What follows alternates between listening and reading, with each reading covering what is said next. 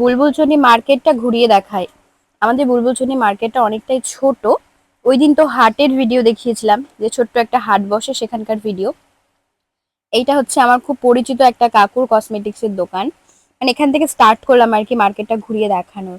যে বৌদি যাচ্ছে আগে আগে, মার্কেট অনেকটা ফাঁকা। কারণ এখন যে সময় আমি ভিডিওটা করছিলাম এখন পুরো মার্কেটে মোটামুটি ফাঁকা ছিল।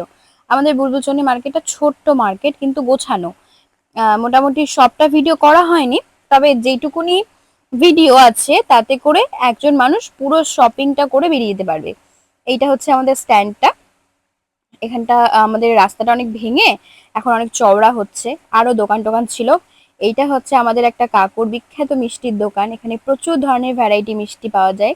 আমরা এখান থেকে কিনছিলাম আর কি মিষ্টি, তো সেখানে একটু ভিডিও করলাম। আকর্ষণীয় যেটা আমার লেগেছে সব থেকে, এই আপেলের সন্দেশটা দেখো, মানে মারাত্মক রকম লেগেছে দেখতে, খুব সুন্দর লেগেছে।